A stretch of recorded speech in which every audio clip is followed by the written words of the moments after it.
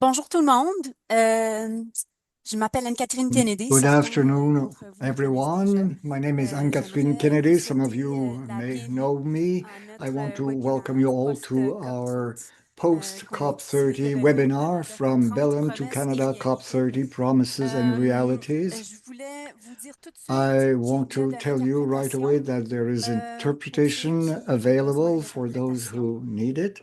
J'aimerais aussi vous I inviter à also want to réfléchir invite à vos you questions to que vous pourriez think avoir, of vous the les écrire dans le questions chat. you might have, and Et please je vous dis, on write va vous prendre them un autre in the appel, chat mais and we'll j'aimerais have que vous another répondiez call. au sondage But à la we fin du would webinaire. like you C'est to comme une fenêtre qui va s'ouvrir. Il n'y respond a pas to the besoin survey at de the end of the cliquage. webinar. Vous At the end saurez of the ça très webinar, a window will automatiquement. open automatically when Euh, you leave. Please Avant de commencer, j'aimerais respond vous to the parler survey.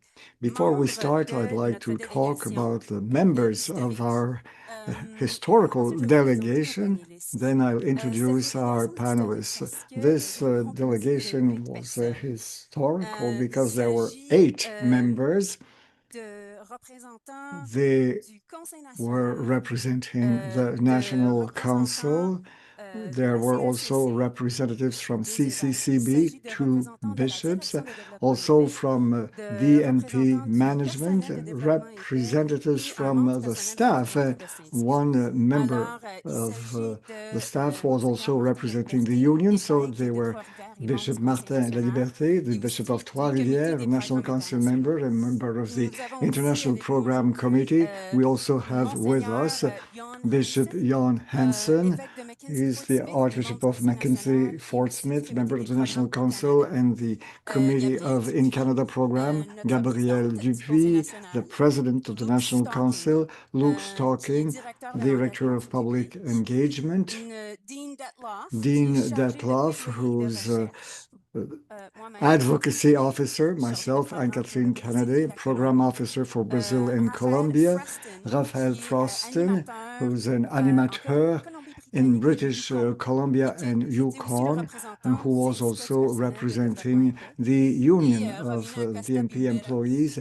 conseillère Romina en Costa communication Bimbera, et relations and publiques. Communications Officer. Et nous allons voir And we will un petit also moment. have J'aimerais inviter first Bishop a time of Jan, prayer. Monseigneur Let me Hansen, invite à nous faire Bishop Jan Hansen une to petite prière lead us d'introduction, s'il in vous plaît. prayer to start our meeting. Thank you, Anne-Catherine. Could someone perhaps just mention about interpretation? I see people asking in the chat about how to access the button. I will try and do that. Non, pardon. Il faut ouvrir So les you trois need petits to points. So click there are on the three three dots in the at the circle. bottom of your C'est marqué screen. In a plus ou circle, more. it's written more.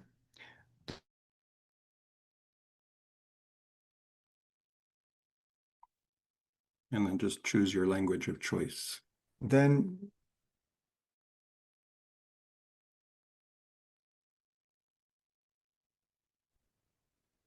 And so there are three dots at the bottom underneath the screen on the bottom right in a circle. Normally it's written more or plus, and you open that and you should see the third choice should be interpretation. Le troisième choix devrait être interprétation. so Dans the le petit third cercle. choice under the three dots in the circle, and you have interpretation. Select your language. Super. Good, thank you. Allez-y, Monseigneur Hansen. Please go ahead, Bishop Hansen. So let us pray in the name of the Father, Son, and Holy Spirit. Amen. Loving Creator, we gather today from many places, traditions, and communities across Canada and beyond, united by a shared hope for the flourishing of your creation. As we reflect today on the journey to Belém for COP30, a journey of listening, learning, and standing with those most affected by the climate crisis, open our hearts to the wisdom we have received and the responsibilities it places before us. Bless this time together. May the stories we hear inspire compassion, courage, and renewed commitment. May the voices from the Amazon, from the global South, and from our own land stir in us a deeper solidarity with all peoples and with the earth itself. May your Spirit guide our conversation so that it leads us closer to justice, peace, and the healing of our common home. We ask this in a spirit of unity and hope. Amen. Father, Son, and Holy Spirit. Amen. Merci, Monseigneur Hansen. Thank you, Euh, Bishop Hansen. C'est moi qui vais vous parler I will brièvement en be introduction. saying a few Avant de le words faire, of je voulais introduction, juste but vous before dire, doing so, I vous rappeler qui sont wanted nos to panélistes remind aujourd'hui. you who our Parce que panelists c'est pas toute la are délégation qui today, va vous parler because it's not pendant the la prochaine whole heure et demie. Ce delegation sera that évidemment will be trop long. speaking during the Alors, next hour c'est and a moi qui vais half. modérer et So animer. I will be the Et moderator les futries des questions en fin de and webinaire. Notre première panéliste va field the être questions Gabrielle at the end of the Dupuis, seminar. la The présidente du first Conseil panelist will be national. Le Gabrielle deuxième Dupuis, the panéliste, ce president of sera National Monseigneur Council. The Hansen. second panelist will be Et Bishop le troisième, ce Hansen. sera The Dean, third le one chargé will be Dean, le chargé pour le plaidoyer et la recherche. the Alors moi, on m'a demandé, advocacy officer, chaque and personne I apporte was une perspective asked, différente. because each On of us m'a will bring demandé a de different parler un perspective. peu I en was termes invited général to talk in a more pour vous dire un peu c'est quoi les general COP. Premièrement, quels sont way les to différents explain what the espaces. COP is about Et and un peu what the parler de la different programmation au Brésil. spaces were, and explaining the La programming COP30, in c'est Brazil. une grande conférence des COP30 Nations is a Unies major UN où les États se conference rencontrent pour where the négocier governments, des accords states sur are le meeting climat. to Mais il n'y a negotiate pas que ça. climate Il n'y a pas juste un agreements. espace But officiel there's not de la only COP. Ce an qui se passe là official d'officiel est très space, restreint, this official space is difficile quite d'accès. Il faut restricted, avoir des not passes, des easy to access badges, it. You une need étiquetage special de couleurs badges, and you différentes have qui limite badges leur of different visibilité. color that are restricting Quand c'est access un to the espace main seulement une conference. certaine petite So partie des gens qui this sont is only a small intéressés par la part COP peuvent of seulement se the rendre. people who can Nous, really on s'est access rendu the officiellement dans tous les official espaces meeting. officiels. So Donc, we on were parle de la able to zone access all official bleue, meetings. qui est la This was zone called the où on a blue vraiment besoin de area, montrer un the badge pour area pouvoir where you rentrer. need to present a Il y badge a la to zone be verte, qui est une admitted. zone qui Then est there's the organisée par le green hôte area pour that's cette année. organized by the La host COP country. This 30 a eu year, lieu à COP30 Belém, dans l'État was du held Pará, in Belém, dans in l'Amazonie the state of brésilienne. Para, Et donc, c'est le in Brésil qui était le the pays hôte Brazilian et qui a Amazon. organisé l'espace Brazil pour was cette the host raison verte, qui country est un and espace organized ouvert à the la société green civile area organisée, that's ce qui veut dire open to the des organisations, des organizations of civil entreprises, society. des So, associations, community tout organizations, ce qui est la société civile. businesses, so the Mais ça, all ce of the sont les members of espaces qui sont civil officiels. society. Un So qui those est are libre, un qui the est ouvert à la société official civile organisée. areas, Mais il y one avait that aussi is d'autres restricted, another espaces one vraiment for the fascinants et civil society intéressants organizations, but there were also qui other étaient interesting organisés, spaces qui that s'organisent were parfois lors de organized certaines and COP, that surtout quand even la may COP be a lieu dans des organized pays qui sont, disons, peut-être pas especially autoritaires, pas in des États when you have a certain freedom of speech pétroliers et tout ça. in the Donc, au Brésil, country on s'attendait à that ce is qu'il y ait pas mal organizing. So in d'organisations Brazil, so populaires, we were expecting d'espaces several organisés par la société community civile. organizations Et that la would COP officielle a organize eu such lieu du 10 au spaces. And so 21 the novembre. official Il y COP a eu was bien held from aussi des November pays 10 comme la to Aldeia COP, 21st, qui est donc but there was la the réserve Aldeia autochtone COP, so the euh, indigenous reserve de la société civile organisée autochtone brésilienne qui organized by s'organisait pour the participer avant, Brazilian pendant indigenous la COP peoples that 30 was organized et before, during, and after organiser des activités de COP30. So protestation, mais they aussi had participer protest officiellement dans des organizations, espaces but also officiels avec les there États were official et organiser des séminaires, des conférences sur conferences la with question autochtone governments. There were durant official toute l'année, seminars d'ailleurs on un peu the avant les COP. indigenous issue. Ça, c'est So deux before espaces. and Un during troisième the espace COP. A qu'on a third beaucoup space fréquenté, that nous, comme we développement et went paix, to c'est le quite sommet des often as peuples. the NP, it's the Ça faisait People's plusieurs années qu'on n'avait pas Summit. eu un sommet des So peuples. Et un it sommet had des peuples, been c'est a un grand People's Summit espace is a large organisé par la société civile space organized pour by civil society pouvoir avoir la voix de la société vraiment where civile, parce we que can malheureusement, la listen zone to civil verte, society because organisée par le unfortunately pays the hôte, green était area vraiment plutôt une organized by the foire, host country was une more foire de like fausses a solutions a fair with d'entreprises qui veulent wrong faire de l'argent solutions, avec many des businesses solutions ou des that fausses were solutions au changement simply trying to climatique. make money by Et selling il n'y avait pas wrong vraiment de solutions mouvement to the social, climate en tout cas crisis. de There weren't présence d'une that vraie many société social civile movements, few alternative organisée. Et representatives donc, le of sommet des COP, c'était ça. genuine Et c'était fascinant parce que le sommet des people's COP a pris organizations. 1 an et demi So pour the s'organiser. People's Summit was Il y avait organized des over webinaires a sur year and a half. There Zoom were pendant des mois web avant pour webinars formuler on des Zoom axes several months in d'analyse, pour advance faire un to manifeste develop international et axes of analysis, so to invite organizations, NGOs, movements to join it. So we signed the summit, the People's Summit statement.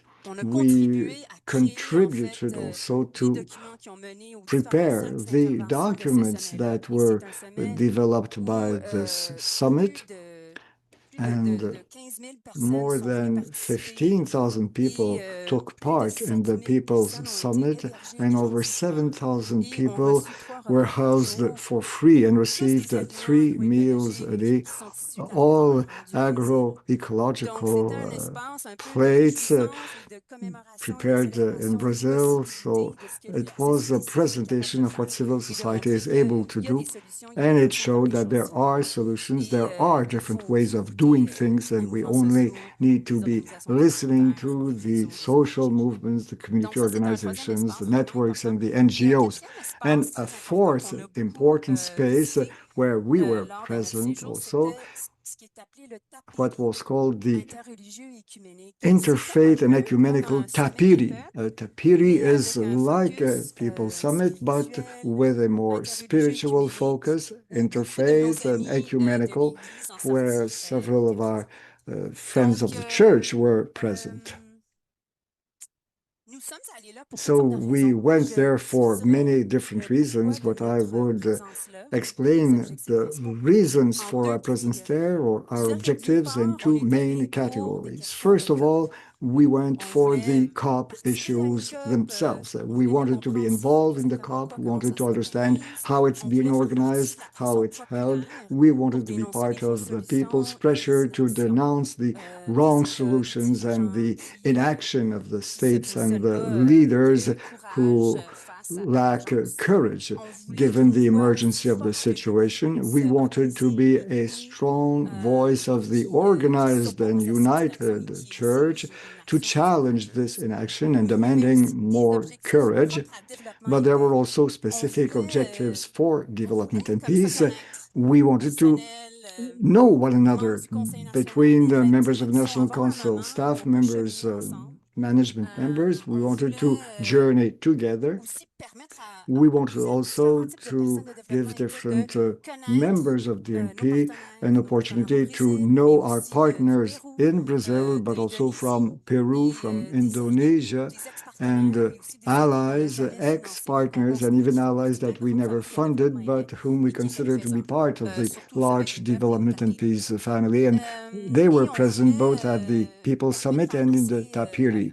And we wanted to allow all these people first to find a time to give witness and to understand what development and peace is about. When you're a National Council member, when you're a bishop member, we try and understand, but when we don't know who our partners are, what kind of action they're doing, if we're not visiting the people in the field, in the Amazon, for instance, well, of course, it's difficult to have a grasp of what DNP is doing. So this was an opportunity for us to live together, a unique and strong moment where civil society is in action and is united to speak loudly, to put pressure on the world leaders. So I will stop here.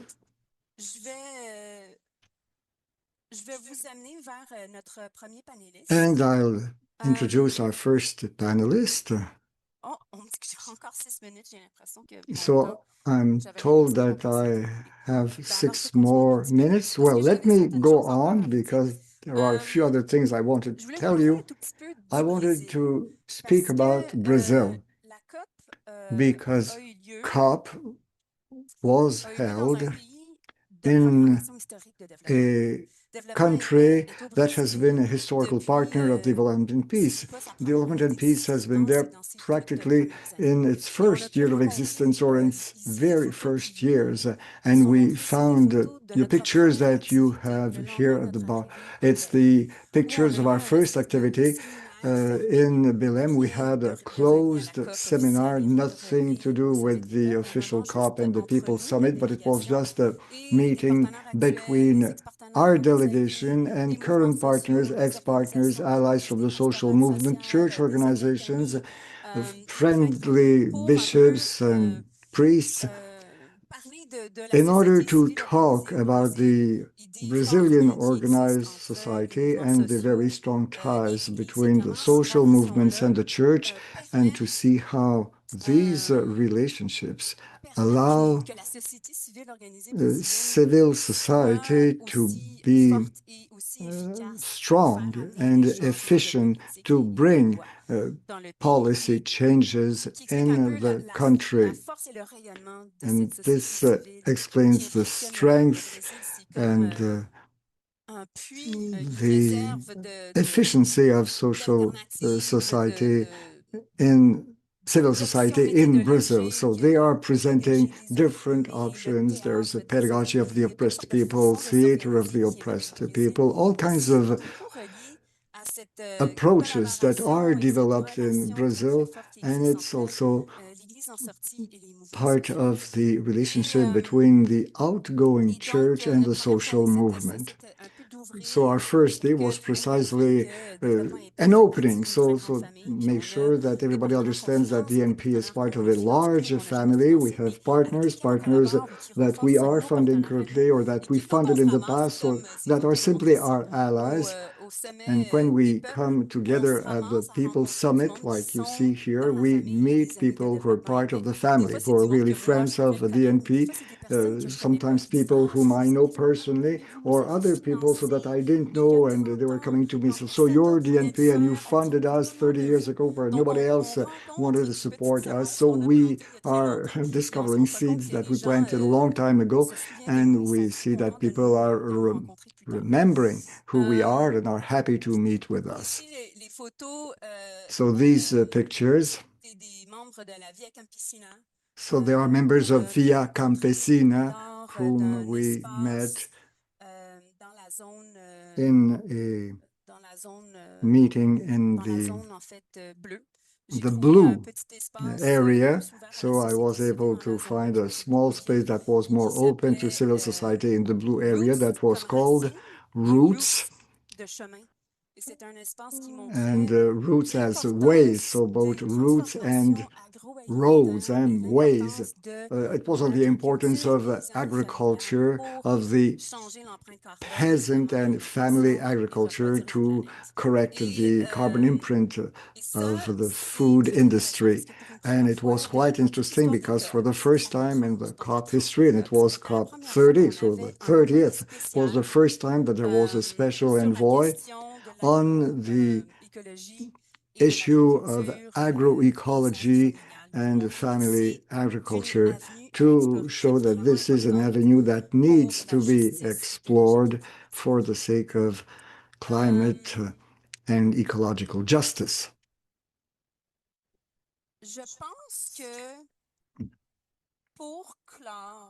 So to conclude, I'll talk about the challenges.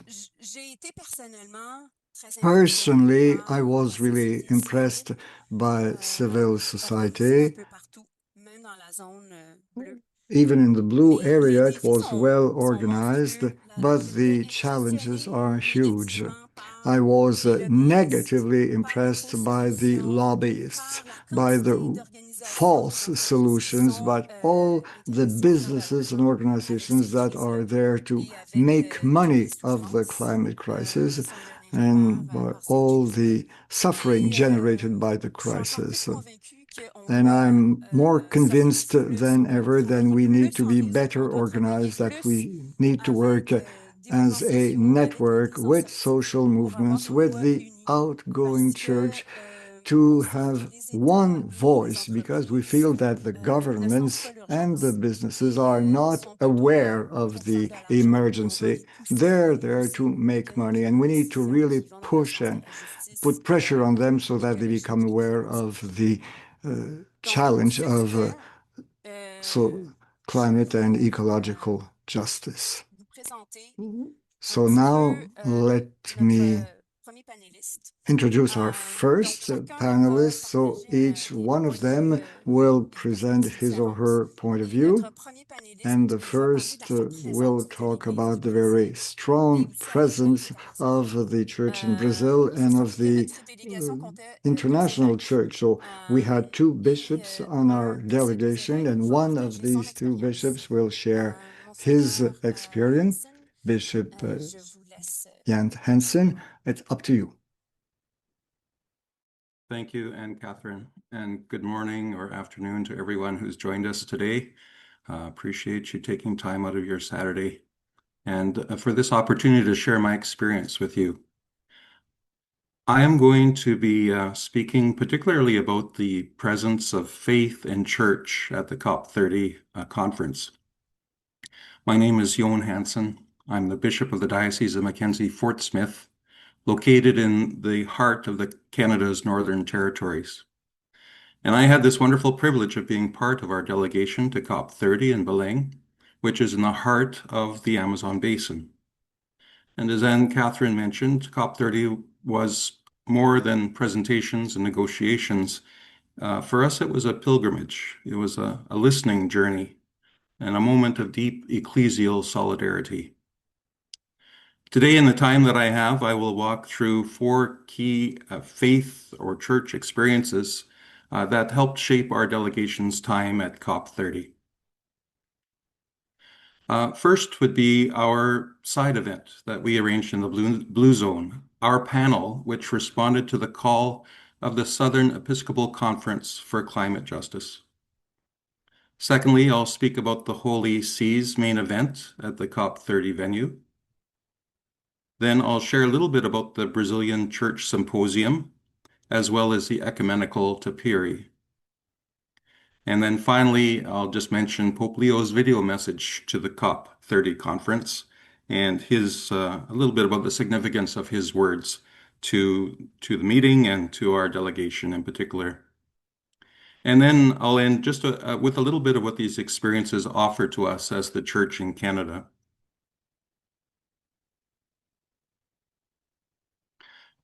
One of the early experiences of our delegation was participating in the Blue Zone side event titled Responding to the Call of the Southern Bishops' Conference for Climate Justice. This took place on the second day of our arrival in the Blue Zone, and you can imagine there was a great deal of chaos as we got ready for this event, having just arrived in Brazil. This event was organized by Development and Peace, Proclade International, which are the Claretians, Maryknoll Sisters, Kairos Canada, Vivat International, and the Medical Mission Sisters. At the heart of this session was the Southern Bishops' document, A Call for Climate Justice. Maybe, Romina, if that's you, if you could just turn the slide back. There is a QR code on the screen. If you know how those work, please just, you can grab the web link, or else there is a link in the chat at the side of the screen. This document, A Call for Climate Justice in the Common Home, calls the world, and especially wealthy nations, to a profound ecological and moral conversion. I do highly recommend reading that document presented to us by the Southern Bishops. For our side events, we gathered a panel of 6 speakers from the Global South. This included 3 religious leaders, 3 civic leaders, who were given time to share their own impressions of the document and to help make it come alive with real-world examples from their own experience.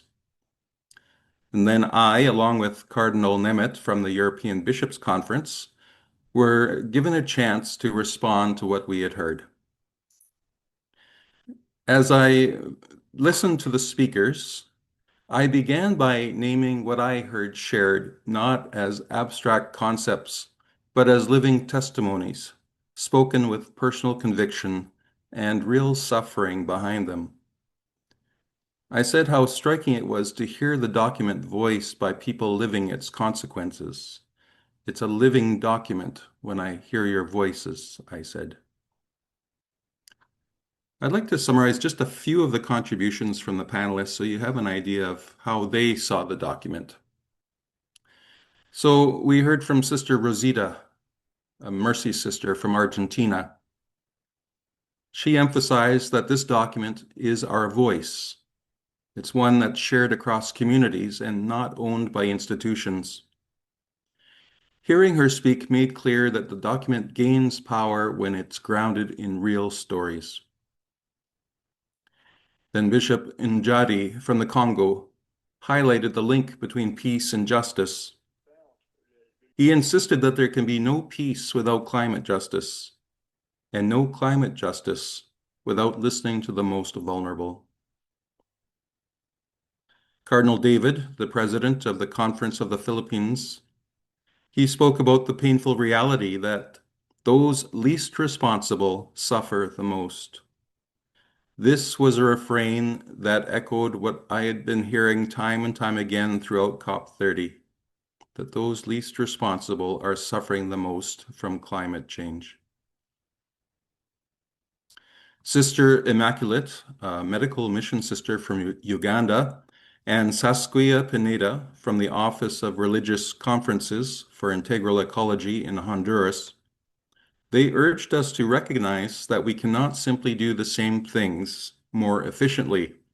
Rather, we need a different way of life, a new imagination for how society should function. And then finally, we heard from Liddy Neopil, coordinator of Asian People's Movement for Debt and Development. She introduced the ethical and moral dimensions of climate debt and reparation, showing that this is no longer a peripheral legal debate, but instead a central justice issue which touches on the marginalized and the most vulnerable. As I responded to what I had heard, I reflected that the strongest message from the Southern bishops is the call for a true North-South coalition, that we get away from a dynamic of accusation and back to, or more importantly, get to an ideal of shared responsibility and mutual accompaniment. I illustrated this by thanking the Canadian Conference of Catholic Bishops for sending 2 bishops to COP30. It's a rather distant journey and an expensive trip, but along with the DNP delegation, it's a very meaningful sign that we are beginning to walk together, as the bishops from the South have invited. Then I spoke personally. I described my own diocese, very large in geography, small in population, but the people themselves are vulnerable. They're indigenous peoples, they're isolated communities. They're those on the front lines of climate impacts. These are the very people that the bishop's document is talking about. I explained how the North, too, is experiencing climate trauma. We've had unprecedented forest fires driven by drought, which has caused multiple evacuations. There's ongoing melting of the permafrost, which is releasing greenhouse gases in a dangerous feedback loop. There's coastal erosion forcing entire neighborhoods to relocate. So I said to them clearly, you don't have to convince me. I know these stories that you're sharing with me. I live among the people in similar circumstances as the document describes. I carried with me the message of the people back home who asked me to bring their story, and that I always need to remember nothing about us without us. Likewise, I ended with a promise that I would share the stories that I heard at COP30 with the people back home, hoping to amplify the voices of the South, joining with them in solidarity. My response hopefully showed that the call of the Southern bishops to a North-South coalition is not an abstract appeal. It is a call to a real lived relationship between communities across continents for the good of us all. So I'll move on now to the Holy See main event, which was another defining moment for the Church at COP30, and this was the Holy See's main intervention. The Vatican delegation led by Cardinal Parolin from the Vatican included Cardinal Fridolin Ambongo, Cardinal Felipe Ferraro, Cardinal Jamie Spengler, and Dr. Emilce Cura, who was the secretary of the Pontifical Commission of Latin America and was the one who helped coordinate all the work that went into the document. So this was the Holy See's own press conference, launching the document, A Call for Climate Justice in the Common Home. And they had that out ahead of COP30 so that people could read it, but this was where it was presented to the UN. The bishops from the Southern Conferences who had authored the document brought a clear moral message and reinforced much of what had been shared at our own event, that climate action must be rooted in justice, that the world is not failing for lack of agreements, but for lack of political will, that fossil fuel dependence must be confronted honestly and justly, and that the voices of the poor, indigenous, and frontline communities must shape the global response.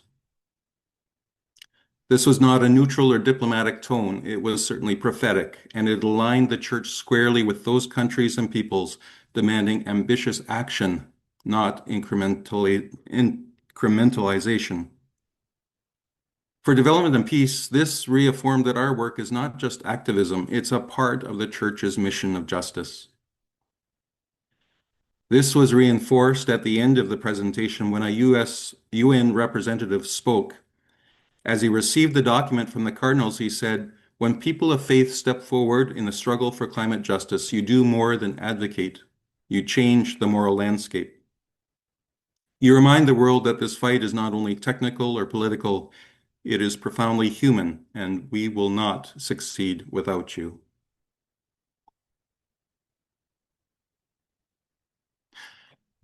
Another church event which took place in our time there was the Brazilian Church Symposium, as well as the ecumenical tapiri, which Catherine mentioned at the beginning. If the Blue Zone was a negotiation space, the Brazilian Church Symposium and the tapiri were spiritual and relational places. The tapiri, meaning a simple shelter or rest place, became a symbol of shared refuge and shared struggle. It was here that Christian churches and other groups of indigenous spiritual leaders and interfaith partners gathered to honor indigenous guardianship of the Amazon, to listen to the stories and pleas of the Quilombola, the Afro-Brazilian communities, descendants of former slaves, and the indigenous people of the river. Also, it was a time of praying ecumenically for justice and grounding climate advocacy in spirituality and community. It was here that the Brazilian church became our teacher, hosting the world in the Amazon with courage, humility, and prophetic insistence. The Tapiri invited us to ask, how can we create similar spaces in Canada? How can our parishes become places of listening, welcome, and ecological conversion? One other church moment that came near the end of the conference was when Pope Leo offered a video message to all the participants of COP30. The Pope spoke with clarity and urgency. He said, "We are guardians of creation, not rivals for its spoils. It is still possible to act if we choose deeds over words. The Church must stand with the poorest and most affected, and climate action cannot be separated from moral responsibility." For development and peace, the message was unmistakable. Our campaigns, our partnerships, and our advocacy are not optional. They are how the Church chooses action over rhetoric, which really was the unofficial theme of COP30, less words, more action. So I'd like to close with what I think this can offer or invite us to here in Canada as church, as people of faith, as development and peace. 4 simple invitations. Keep listening to the South. Allow our partners' priorities to guide our campaigns and our advocacy. Use our citizenship for climate justice. We have been asked by the Church of the South to push Canada towards a more just transition from fossil fuels, to provide real loss and damage finance and protection for the vulnerable. Let parishes and schools become our own Canadian Tapiris, centers of ecological conversion. And finally, to pray and act as one church, to let our faith, our spirituality fuel real, lived solidarity with those who suffer the most. Our gathering of church and people of faith culminated in a beautiful act of solidarity and a statement that was offered at the end of our time in Brazil. I'm going to let Dean talk more about that when he shares with us. At COP30, the Church of the Global South called out with urgency and hope. Our task as the Church in Canada is to listen, to amplify, and to respond with courage. So thank you for your time, and if I have a minute left, we'll leave it for questions at the end. Thank you. Merci beaucoup, Monseigneur Hansen. Thank you very much, Bishop Hansen. This was very interesting, even for myself who was there. I really liked the way you brought and organized things. So, yes, the Catholic Church was very present during this COP30 and had clear messages and will continue to organize. So it's very inspiring for us at Development and Peace to have been able to participate in that and to continue also to work on the continuity of COP30. So we'll now go to another part of our webinar. And I would like to introduce our second panelist, Gabrielle Dupuy, our president of our National Council. Social movements work a lot with the church in Brazil and in also other countries, of course, not only in Brazil. And social movements were very important social actors during the People's Summit, this big space for civil society. So I'd like to invite Gabrielle to speak to us about her experience at the People's Summit and about her experience in the various workshops and exchange with the partners in social movements. Thank you very much in advance, Gabrielle, and now you have the floor. Thank you, Anne-Catherine.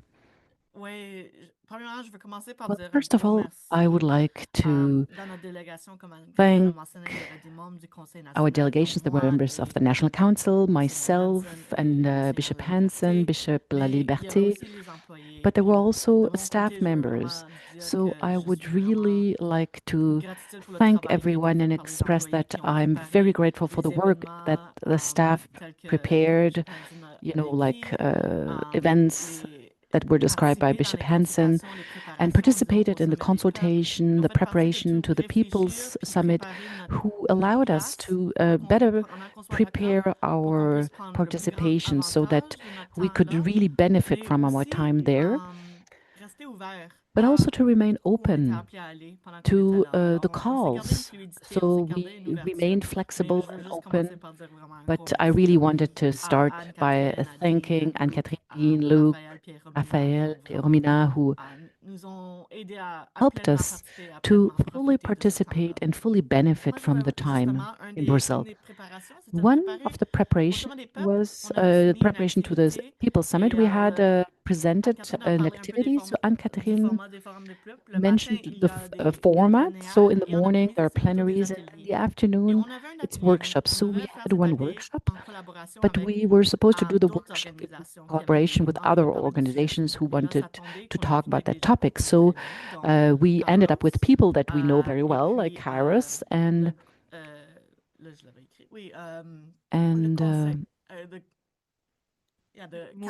the Global Council of Churches, en français, je suis pas trop sur le nom, mais et puis Taproot the Council of Churches and other organizations that has good roots in Africa, but that is from the US, an organization that fights for ecological and financial justice. So we were able to talk about the Jubilee campaign, where we were able to explain where it comes from, why the Jubilee, but also to explain where we are at and how we can bring that campaign even further. We know that the Jubilee year is going to end soon, but it is a message that remains urgent and very important. So people who came to our workshop were people who knew, some knew a lot about the campaign, others didn't. So that was a very interesting dialogue. We had three discussion groups, one in Spanish, one in English, and one in Portuguese. And we were able to share. And in workshops like that, well, that makes us aware about our own positioning. You know, me as a Canadian Catholic woman, how can I use my voice, you know, to help listen to other voices and also to invite others to become aware about our impact on the world. So that was for our workshop, a great experience, good sharing. And I was able also to participate in another activity, you know, another afternoon. And, you know, I work in a university, so I didn't do it on purpose, but I ended up in a workshop that was led by researchers from Helsinki University. And the workshop was Ecologies of Learning.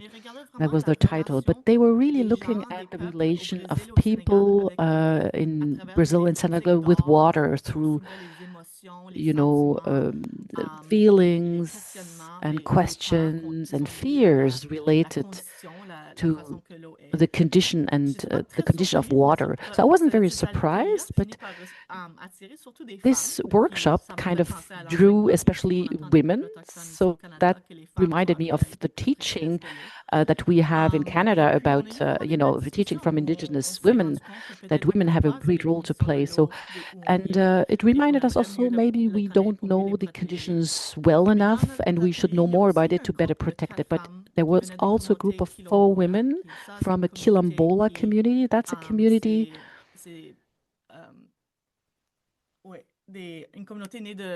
It's a community with people who escaped slavery, you know, hundreds of years ago, and who created communities in the forest. So they're very specific communities. They're protected in Brazil, so they were able to share their relationship with forest and water.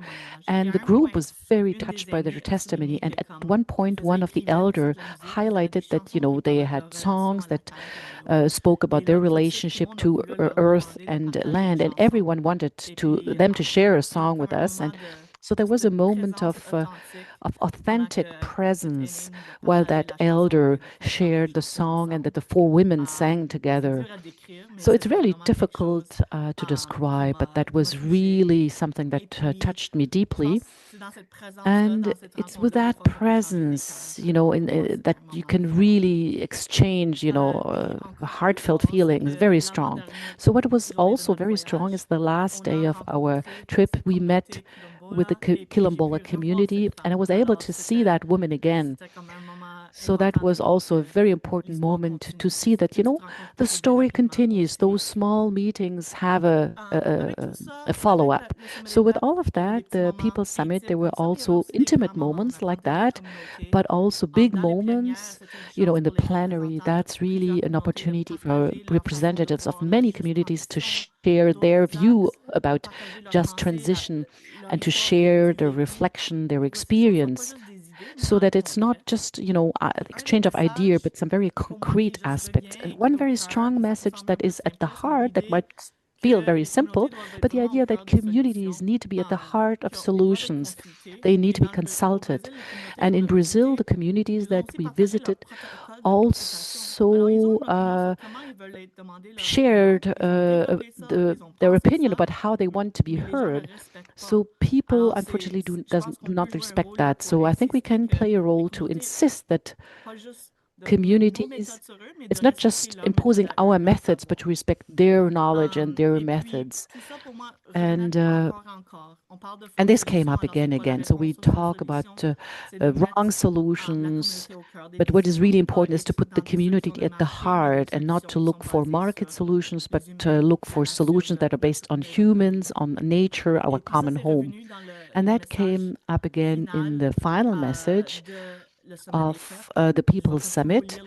I won't read all the declaration. I actually invite you to read the full declaration, but the two first in the solutions are to reject the wrong solutions based on markets. Water, earth, land, resources, energy cannot be or should not be privatized because these are common goods that belong to the people. So we want the participation and leadership of the peoples in looking for climate solutions, and we recognize ancestral knowledge. Diversity of cultures and divisions of the world carry millennium knowledge that the states need to recognize as reference in the search for solutions for the many crises that we have in the world. So these two elements are really what I bring back from that visit and that I want to continue to carry with me and want to continue to share. And, between the two weeks of negotiations, there was also a march of the civil society. And that reminded me a bit about my participation in 2025. It was a march of 25,000 people in Ottawa before COP25 in Paris. And now, 10 years later, I was in Brazil with 50,000, but maybe even more people from everywhere that came to the COP.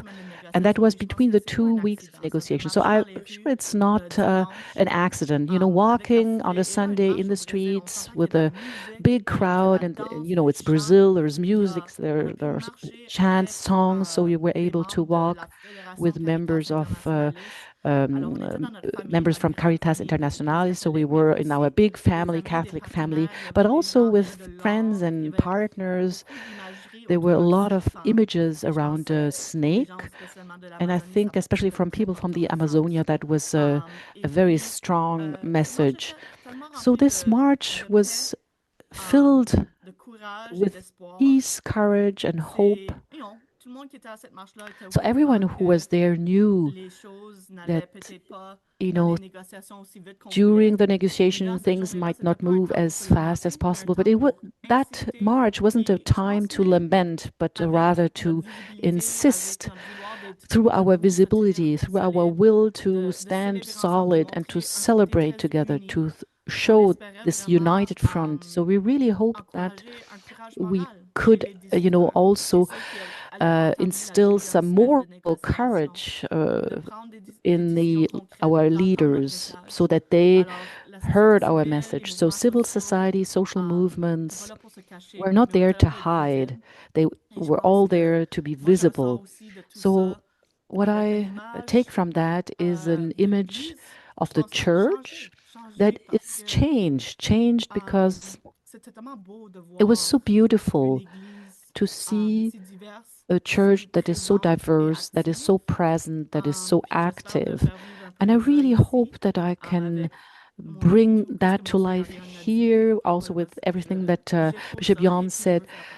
I want to be part of that movement, of that transmission. So I hope that what I'm sharing gives you a taste of what I experienced. I mean, of course, we could speak about that much more than what the time that we have here today, but I also think about the idea of our global church. But as Anne-Catherine also said, I believe in the strength of networking, the strength of listening and sharing. So we brought a lot of humility. We were bringing some topics, but we were also there to listen, to share a presence, to see, to absorb, and to bring that back home. And to be able to use the voice that I have here in Canada to transmit and what I have experienced. So I'll conclude here to leave time for questions, but thank you very much. Thank you, Gabrielle. I think that gives a good idea about the diversity, the strength, and the power of the presence of social movements that are in union and that are collaborating with the church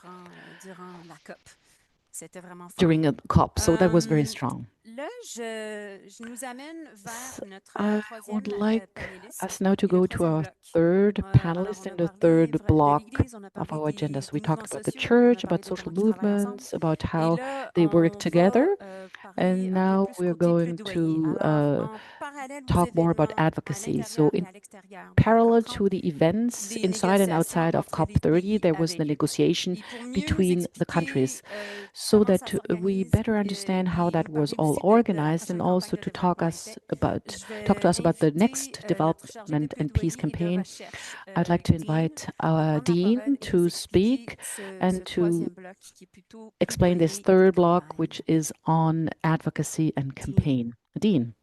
Thank you, Anne-Catherine, and thanks everyone for being here, and to the other panelists. I feel like we've gotten through many of the exciting bits, and it's my job to keep things exciting as we talk about some of the technicalities of negotiations and what was on the agenda, the official agenda of COP30. When we went to COP30, as you can see from the previous presentations already, there are kind of a number of spaces. There's this official space, the blue zone and the green zone, as Anne-Catherine mentioned. There are these, you might not want to call them unofficial spaces, but other spaces like the People's Summit, the Tipiri, many different places where people are discussing issues related to climate change in our future. So I'm going to focus on what happened in the blue zone, in that space in particular. And it was a very interesting kind of place. I took this photo that you're seeing on the screen in one of the negotiations. So you kind of get a sense of, when you read in the news that countries are agreeing or disagreeing on things, this is kind of the space that you're seeing. A group of many countries kind of seated at tables, looking at documents, talking with each other, all being facilitated by the host country. So I'm going to go through some of the items that were on the agenda and what did and maybe didn't happen at COP. So we can go to the next slide. First, I'll give you the bad news because I think it will be better to end on a high note. So we'll start with some of the bad news. These are probably things you've already seen in the news if you've followed COP30. And I'll go through just 3 items, so this isn't very exhaustive, but these are items related to what we were tracking as a delegation. The first is that we saw a real kind of insufficiency of political will related to reducing emissions, and that refers to this first bullet point here, nationally determined contributions, or NDCs. These NDCs are basically plans that countries were required to make that explain how they will reduce their emissions over time. And it was a very fraught kind of process.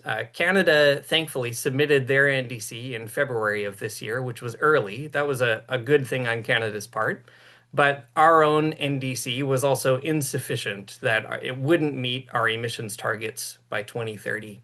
And that was a kind of common refrain that we heard throughout the COP, that even when countries submitted late, the submissions they made were not sufficient. And scientists told us that by the end of COP30, if these NDCs are really what countries are willing to do to reduce their emissions, they will not meet the goal that was set at the Paris Agreement 10 years ago of keeping global average temperatures below 1.5 degrees Celsius higher than pre-industrial levels. So that's one first piece of bad news. What it signals is that the global community is just not prepared or not ready to reduce emissions with the kind of ambition that we need. The second piece of bad news is we saw insufficient finances and ambition.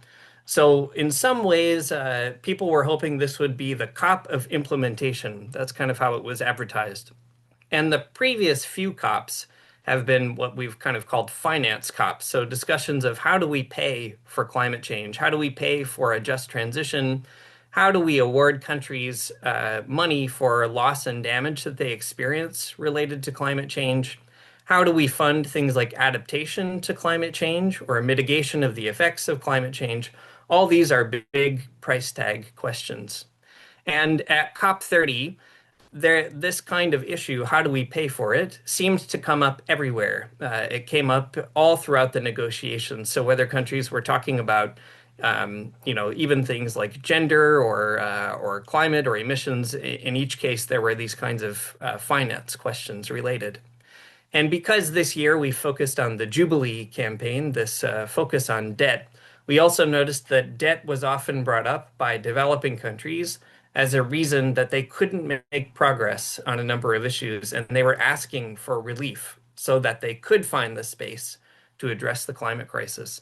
And unfortunately, by the time we left COP, we found that, again, there was insufficient finances, that the heaviest polluting countries, which include Canada, did not want to pay their fair share.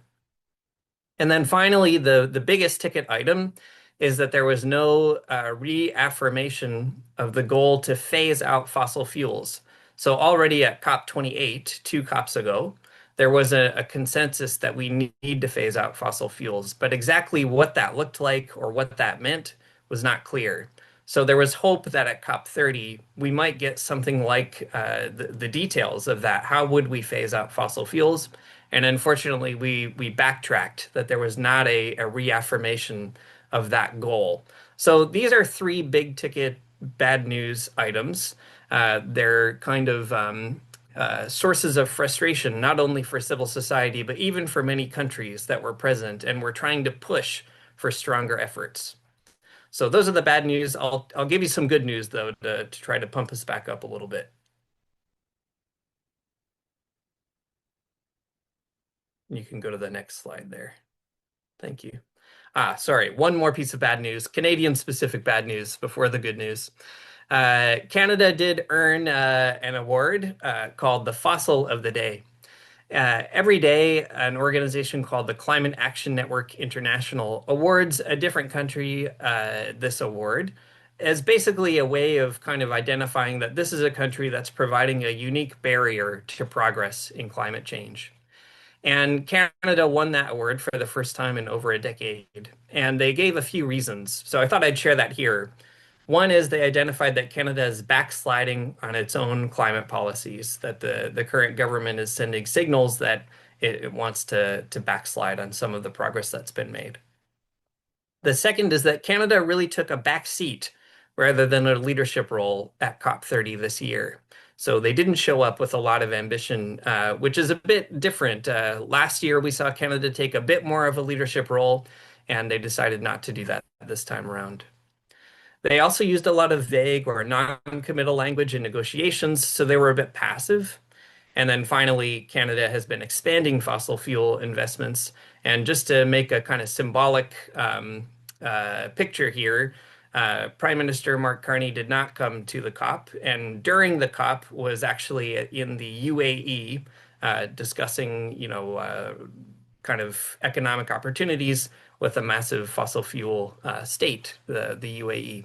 So we were awarded this unfortunate award, which I think signals to us as civil society that we have a lot of work to do to try to push Canada to do better.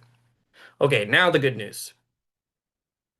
So we did have a big win at COP, which was the establishment of what we've called a just transition mechanism, or what civil society was referring to as the BAM, the Belém Action Mechanism. So if you were in the blue zone for those 2 weeks, you would have seen a number of pins like the one I'm holding up here on my screen that just have this BAM logo, like a comic book logo. And the idea is that the just transition away from fossil fuels is complicated and complex. It requires a lot of knowledge sharing, technology sharing, financing, etc. And there was a sense that if we just keep talking about this term, just transition, we'll probably never get to it. We really need a way to get the nuts and bolts of that transition together. And so at the end of COP30, there was agreement that there will be established that mechanism, a means by which countries can collaborate and share kind of best practices, material support, and so on. That's a great victory from COP30, and it's a response to sustained pressure from civil society. Secondly, even though the COP didn't have a consensus on the bad news items I mentioned, there were other countries that showed a lot more ambition and especially Colombia and the Netherlands agreed to host further talks on fossil fuels specifically in 2026. So we've seen that this COP might not have reached a consensus agreement, but it did spark greater ambition to phase out fossil fuels in some areas. And we'll look forward to seeing that. And then, sorry, if you could just go back once more to the good news slide.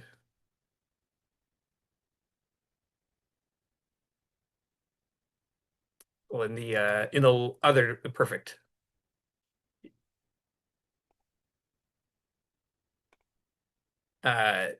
One last, if you can, well, I think I remember what it says. It doesn't matter. Oh, thank you. Brazil, the presidency of Brazil said that they would put together two roadmaps ahead of COP31. One related to that fossil fuel phase out, and one related to the problem of deforestation, which was a huge topic right in the on the edge of the Amazon in Belém. And what that means is, even though, again, COP couldn't achieve consensus, the presidency of Brazil said, well, we're going to put in the work to come to COP31 in Turkey next year with these kinds of roadmaps. So hopefully that will kind of compel another conversation in a bigger way at COP31. Even with those kind of complications, as we've already seen earlier from our other panelists here, the church really showed up in a big way, and there was major participation from the churches and civil society. There was also ecumenical participation. So the Catholic Church was there, but we worked very closely, and the church worked closely with others, the Anglicans, the Lutherans, the World Council of Churches, many, many actors who were all kind of sharing a spirit of action on climate change. And the church provided this really interesting bridge between COP30 and the People Summit. Sort of, you'd see people in both spaces, and we could kind of translate some of those discussions back and forth. Next. Bishop Jan alluded to a synodal statement, which we had a big part in drafting at Development and Peace. In fact, a few folks on this call, and Catherine and Romina and Rafa and I, we were kind of up very late at night trying to translate things, and even sitting in the blue zone on a laptop, with bad Wi-Fi, trying to desperately figure out how to get the languages sorted in just a few days. And the reason we spent so much time is it really felt like it was important to name that something special happened at COP30. And I'll just pull out one part of this statement here. Catholics arrived at COP30 to discover a spirit of true synodality, walking together, unified in God's love for the poor and creation. Sharing our time in meals, conference panels, advocacy, the People's Summit, masses, and a procession of the Virgin de Nazaré, we encountered a church ready to speak up alongside people and the planet. We leave with renewed hope, empowered by the witness of the church and the grace we have experienced together. And I think that that's important to name, that was a huge victory of COP30 for us, no matter what else may or may not have transpired. Next. And I'll just leave it to you maybe to look at who signed it. Lots and lots of folks from many different organizations signed it, so it gives you a sense of the unity around that statement.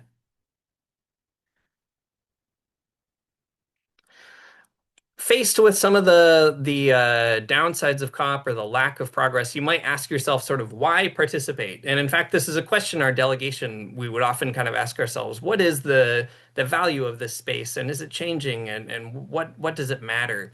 If there are these big disappointments, for example, why bother participating at all? And I'll give you just a few reasons I think we discovered. One is that COP is still the place where all countries are able to negotiate on equal footing. It is a place in the United Nations where each country has one vote. And that matters. It's a democratic, global democratic space. That holds it back from making progress in some respects, but it also means that developing countries, for example, can sit at the same table as so-called developed countries. Secondly, countries in this space have to be more open about what they are and are not willing to do. They have to publicly say things like, we don't support this, or we do support that. And it's a space that kind of pulls those positions into the public eye. Third, civil society and countries can appeal to a principle of common but differentiated responsibilities at the UN when it comes to climate change. So it's an affirmation that climate change affects everyone, but not everyone is equally responsible for causing it or for remediating it. One other key point here. This year, there were over 1,600 fossil fuel lobbyists at COP30. And if they think that this is an important space to engage, then it suggests that maybe we also need to be there and it needs to be an important space for us to engage. It raises that question of who really represents people and the planet. So if we kind of leave that space to the fossil fuel lobbyists, then we can kind of expect that maybe that will be the strongest voice. And finally, the church did really provide this bridge between people and processes.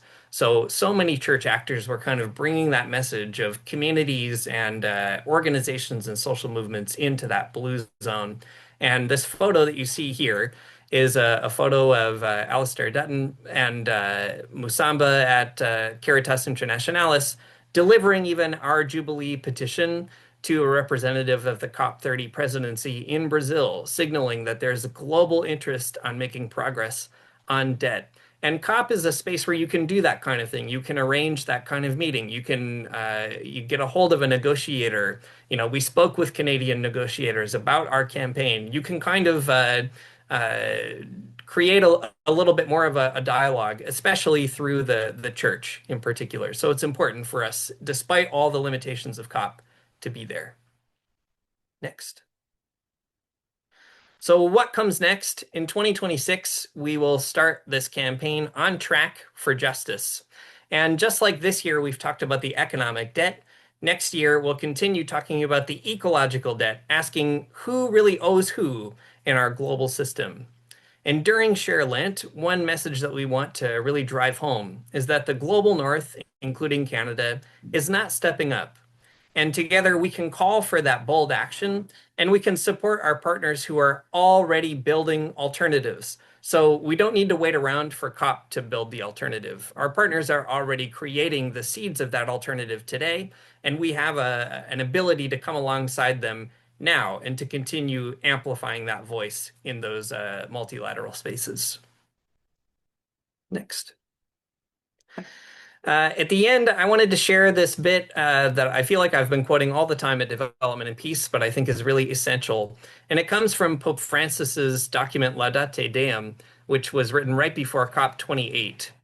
He says, in the medium term, globalization favors spontaneous cultural interchanges, greater mutual knowledge, and processes of integration of peoples, which end up provoking a multilateralism from below, and not simply one determined by the elites of power.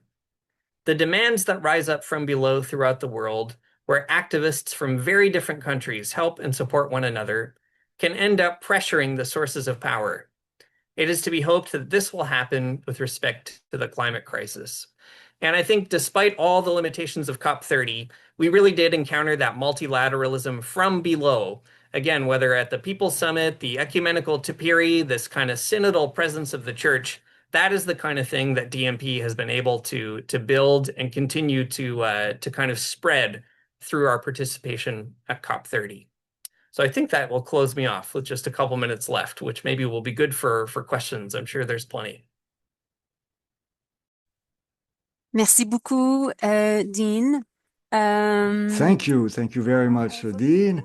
So we will soon reach the question period, so you can post your question in the chat or in the Q&A box at the bottom of your screen. So this is the box with the question mark, but before opening the question period, I want to thank everybody, our panelists especially, for taking the time to organize their thoughts and to share with us all this information and their analysis.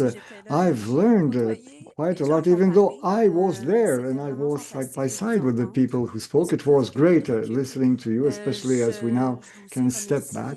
I want also to thank all the people who organized this webinar, not only the panelists, and thank you all, the participants. And before we go to the questions, I invite you to look at a short video that was shot. So you only have the picture, so there's no sound. It will be posted on our on YouTube on the next few days. So you'll have it on Monday or Tuesday with sound. So for now, there's no sound. So I haven't seen the final cut, but what I've seen already gave a great idea of what we've experienced during these 2 full weeks. So I invite you to look at the video.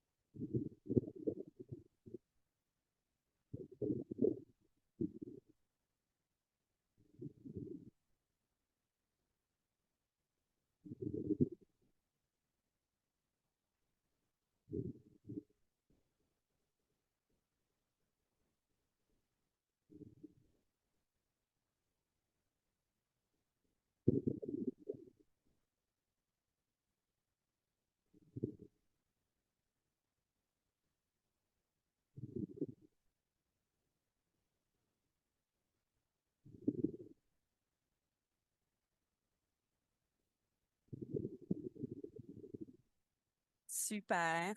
Great.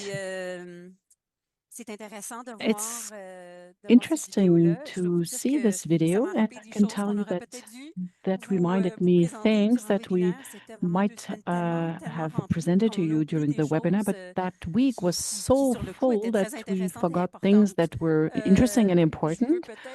So maybe let me highlight one, and just to give you a feeling of the COP. on nous avait invités à We participer were à un invited to panel participate in a panel du ministère de on l'Environnement the et Department de of la lutte the contre le changement Environment climatique and sur le climate programme change, contre le fighting, changement you climatique. know, on the program Et against je le devais présenter et j'ai program pas été for capable de rentrer dans la zone bleue tellement ça and a I été wasn't compliqué able d'avoir to son get badge, into the d'avoir blue sa zone. You passe. know, it was so J'ai dû complicated to get passer, a je pense, 4 pass, heures a et demie ou badge. 5 heures So I debout à spent l'entrée about de la zone 4 bleue en hours essayant de rentrer. standing Et close j'ai pas to été the blue capable de zone. rentrer. I wasn't Finalement, la able to badge est enter. finalement sortie du Finally, système you know, the badge sans came out pouvoir of me the dire pourquoi c'était system, pas and sorti plus tôt. we Et didn't c'est get any notre explanation why that conseillère en wasn't faster. communication, And it's our Romina, celle qui a fait cette vidéo-là, communication qui a présenté à ma place. officer, Romina, Et who made the j'étais video. sur le WhatsApp So I avec was on plein de WhatsApp gens with many du people gouvernement du Québec et from de the l'Office Quebec international de government la and francophonie. from the Plein de gens ont International essayé de me Agency of donner une Francophonie. accréditation Many dans le people système tried des to give Nations me an Unies pour que je puisse rentrer. accreditation so that I J'avais rien à could faire, le enter, système but était bloqué, you je know, ne the pouvais pas rentrer. system was frozen. I Et wasn't tout le able monde to me get disait, in. ah ben, And everyone told me, inquiète-toi pas, well, c'est la COP. don't C'est worry, crazy, that's la COP. COP. It's Tout se passe à la crazy. COP.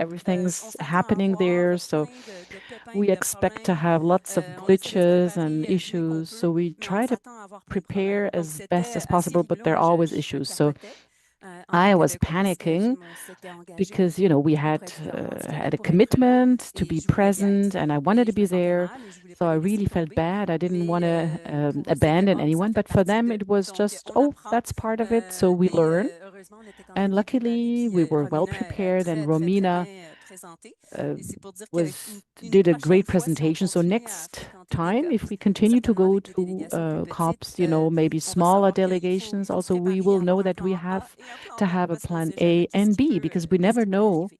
what might Donc, happen. je vais vous inviter So I'd like to invite à you now poser vos to questions ask your questions, et and on est censé de me les envoyer I am et supposed to je ne les receive vois them, but I pas. don't see them.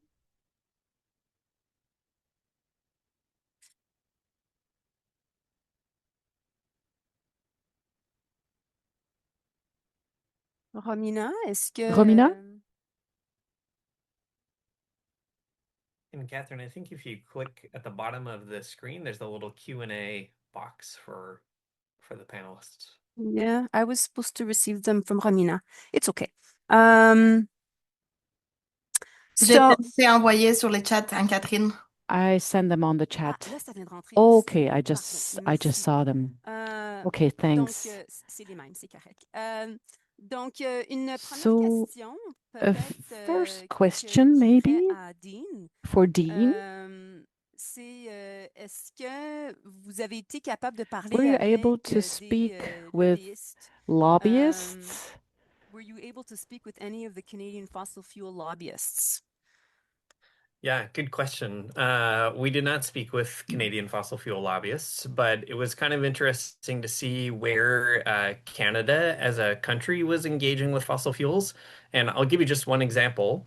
So each country in the blue zone, not each, but most countries in the blue zone will have a pavilion, a kind of place where they organize their own programming.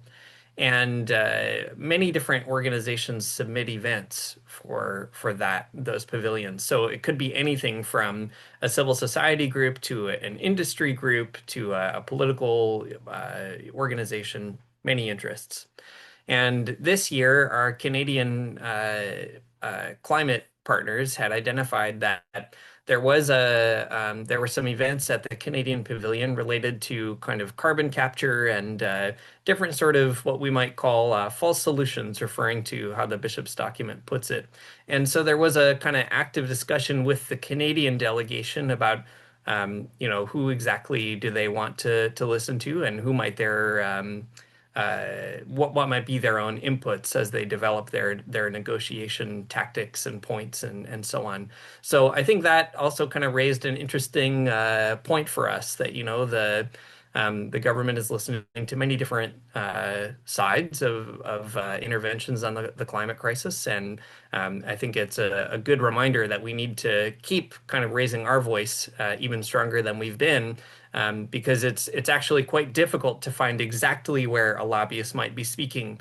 But there are a couple clues that sometimes they're also organizing just like we're organizing. So it's important for us to kind of stay alert and stay loud about what we need to see in Canada.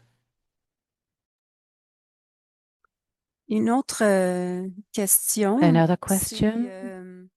c'est combien de signatures How many on a signatures ramassées did pour DNP collect pour for, transformer la dette en debt espoir, turn into debt into hope?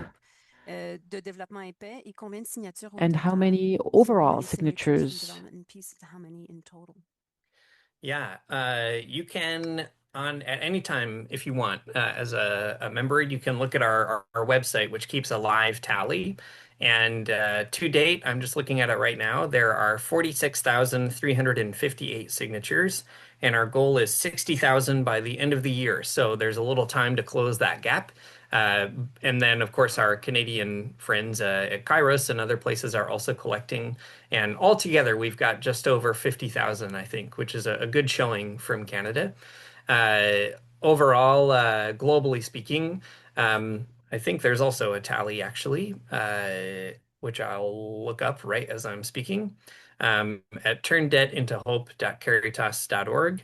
I think it needs to be updated since the G20 meeting that just happened, but there's just over 200,000 listed there, and they're continuing to organize in the next year, especially in the global south. So we'll see that number tick up over time. One thing that was really great is we did have a chance to speak with the Canadian negotiation team and talk about that and say, did you know that over 50,000 Canadians are really concerned about debt and climate finance? And the negotiators were interested to continue that dialogue. So I think it was great to be able to go there with our campaign strong in Canada and be able to use that as some leverage. Une autre question encore pour Dean, je pense reliée aux autres, Another c'est question juste où for vont ces Dean. pétitions-là? It's Où where vont ces do these signatures? petitions, where do these signatures go to? Uh, that's a good question. So the signatures are used in many different ways. So, for example, I shared the photo of our colleagues at Caritas Internationalis giving those signatures, the global signatures, over to the presidency of the COP. So that's one example.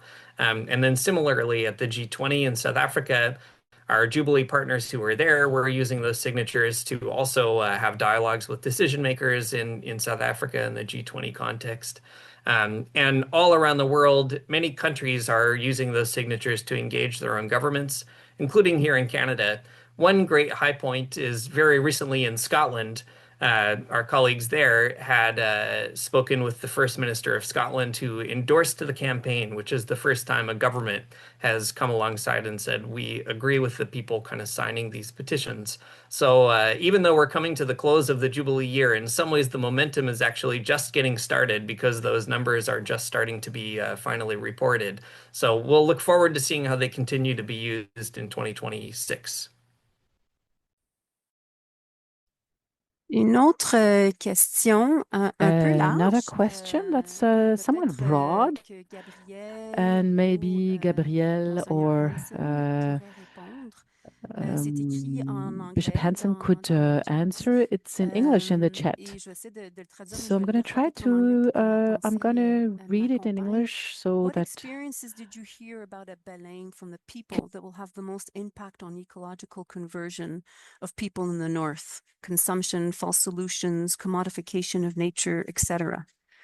Donc, quelles expériences so what experience qu'on a pu entendre that à we were Belém able qui to hear in émanaient Belém des that peuples, des came from the organisations, de people la of the société civile, South to qui aurait le plus grand impact sur have an la instrumental conversion voice in the écologique transformation des gens dans le and Nord? would Je ne have the sais most pas si impact toi ou on Gabriel, ecological tu aurais conversion. quelque chose à dire ou... I don't know whether you or Gabrielle could add anything to that, or give an answer. You can go first. I can. Yes. So I don't know what's going to have a great impact for all of Canadians, but I can tell you what had a great impact on me and my experience there, which if we can spread the word, maybe it will have an impact on others. But first of all, in that question, it talked about how the people from even back to the 1960s have been encouraged in the Global South to raise their voices. And I clearly saw this at one event that I was invited to by Anne Catherine. We went to a dinner I believe it was at the office of FASE. And the Minister for Indigenous People came to share a message from the government about a new program, if I'm getting this right. anyways, people listened very politely, and I think she was well liked by the people, but she left without answering questions.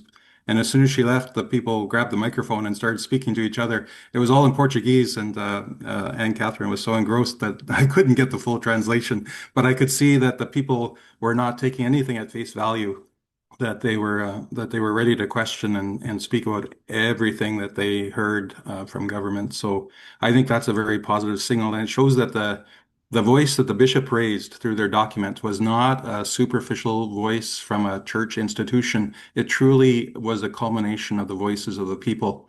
And so as I come home, it's really on my heart to not just to take this experience at face value and say that was nice, but rather I feel a real responsibility to bring these questions forward to our own Canadian bishops and say, okay, we've been invited into a coalition with the South. What are we going to do about it? And whether I'll be heard or not, I don't know, but I certainly will try. Thank you. Yeah, I want to add maybe just one story. I think, yeah, when we talk about false solution, we might sound like we're just trying to say that it might sound then what are solutions, but I think it's important to question them. For example, one thing we hear a lot about in Canada is, or we used to, maybe we're hearing it a little bit less lately, but it's the carbon market, right? This idea that you can spend some money to compensate for the pollution that you're doing. And this goes from individuals to big companies. And so actually one of the last communities we visited, the Quilombola, and I want to say thank you to Martin for adding a bit more context there. I appreciate that. Martin knows these things better than I do. But there was question of maybe the area they live in being part of a carbon market solution. And it wasn't very, we didn't get all the details. We didn't know if it had already happened or not. But one statement, just a very simple statement, but a very powerful one, said the leader of the community told us very clearly, we don't want to be used to justify other people's pollution. We've worked hard. So for me, what I heard within that is we've worked hard to work in rhythm with nature, to respect the environment we have around us, and we don't want to be used as pawns to justify somebody else's lack of care. And so I think that's a very powerful statement. So juste le dire en français très clairement que ces groupes de Just repeating in Quilombola, French very clear, this group in Colombola, there were negotiation and discussions happening, but the most important message they wanted to give us strong and clear is that they didn't want to use to justify the pollution that we make here. So sometimes, market solutions, finance solutions, take some responsibility off our shoulders, take off some pressure, that we do not feel as guilty. So we need to question these solutions so that we remain focused on what is important, taking care of the earth, taking care of the others, and putting justice in the heart of our life. Merci. Apparemment, il y a quelqu'un qui a la main levée. Peut-être qu'elle pourrait écrire sa Apparently, question someone raised her hand. Maybe you commentaire. could write your question in the Q&A or the chat. Otherwise, J'ai un peu de misère à we comprendre have ce a que question. disait I Denis. have problems with the chat today. Y avait-il un espace So, de was spiritualité there an interreligieuse? interfaith Vous parlez des dialogues spirituality œcuméniques, zone? You spoke about aussi des Catholic and compétitions ecumenical spirituelles et d'autres dialogue, grands the contribution. What about the contributions of the other two monotheisms, the Muslim and Jewish spiritualities? So, anyone would like to comment on this question? Moi, j'ai vu quand même au sommet des Well, peuples at un the espace de People's prière et Summit, I spiritualité. saw a On n'a space pas for prayer participé and beaucoup, spirituality. We mais juste pour dire weren't que ça faisait partie, involved very une partie much, très centrale, comme un but it espace was vraiment an assez central dans le important sommet des peuples. space. Un pavillon complet dédié à la There was prière a et full pavilion différentes pratiques dedicated to religieuses. prayer and different religious Alors, juste pour dire practices. que dans le milieu So d'un just to grand say talk, on a that la musique, in on the a summit's des people, speeches, des there's plénières, des music, discussions, des speeches, ateliers. On a plenaries, aussi la discussions, and spiritualité workshops, et la but religion, parce spirituality que and ça fait partie religion des are also communautés. Mais present au-delà de because ça, it's je peux pas part dire of the trop, là, mais lives dans of la the marche aussi, dans communities. la marche globale, But in c'est the sûr qu'il y avait march la also, présence de plein de différentes of course, we saw religions different dans religions cette marche-là. present also in the march, taking part in the march. Est-ce qu'il y a quelqu'un, Dean, tu aimerais aussi Dean, répondre? would you like also to answer Yeah, this question? in the tapiri as well, which was organized by churches, but it was interesting because it was not exclusive to churches. And in fact, on the Tipiri programming, there were a variety of events that were interfaith events. So thinking about things like even, Buddhist meditation and how does that help us engage the climate crisis. In places like the Blue Zone, despite all the lobbyists and so on, there were also many booths and information pavilions of other faiths expressing a kind of bigger ethical picture. So it wasn't only Christians and not even only monotheists. And I would say also one of the big emphases was indigenous spirituality, which was very present throughout the event in each of those zones. So there were lots of interfaith contacts.